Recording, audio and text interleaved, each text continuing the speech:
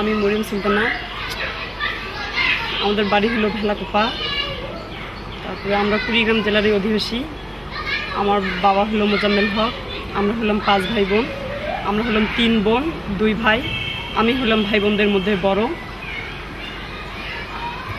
তারপরে আমরা পারিবারিক দিক থেকে আমরা খুবই গরিব। আমাদের কোনো আবাদি বা জায়গা জমি কিছুই নেই। আমরা আমাদের যেটা বসত বাড়ি সেটা হলো দাদাদের বসত বাড়ি, আমাদের ওটা নিজস্ব নয়। এসএসসি পাশ করার পরে সিনেমপুল বাংলাদেশ আমাকে একটা সুযোগ সৃষ্টি করে দেয়, একটা কাজের সুযোগ সৃষ্টি করে দেয়। ওখানে আমি কাজ করি। আবার হলো ওখানে আমি কম্পিউটার একটা শেখার সুযোগ পাই।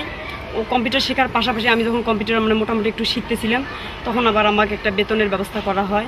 তারপর আমি মনে করলাম যে এতটুকু শেখাই আমার জন্য যথেষ্ট নয়। সেই জন্য আমি আবার কুড়িগ্রাম যে পুরাতন গার্লসে একটা CLP একটা কোর্স আছে, ওই কোর্সে আমি ভর্তি হই। ওখানকার স্যারের সহযোগিতায় আমি অনেক কিছু শিখি এবং এখন আমি অপরাজয় বাংলাদেশে এখন ভালো বেতনে চাকরি করতেছি।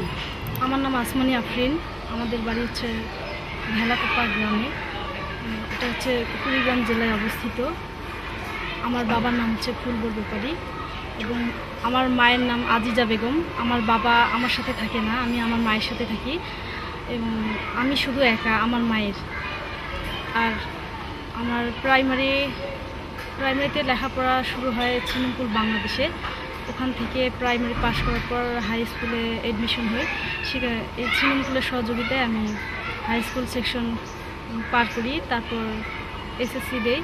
এসএসসির পরে কুড়িগ্রাম সিনেমপুল বাংলাদেশে একটা কাজের সুযোগ সৃষ্টি হয়।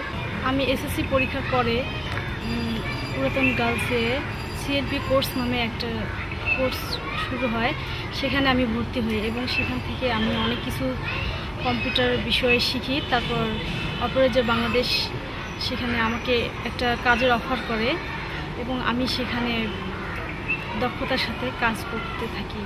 এখন আমি ভালো আছি এবং আমার পরিবারকে যথেষ্ট সাহায্য করতে পারতেছি, আমার মাকে, এবং আমার মা আমার সাহায্য পেয়ে অনেক খুশি এবং আমরা একটা ভালো পর্যায়ে আছি আর কি।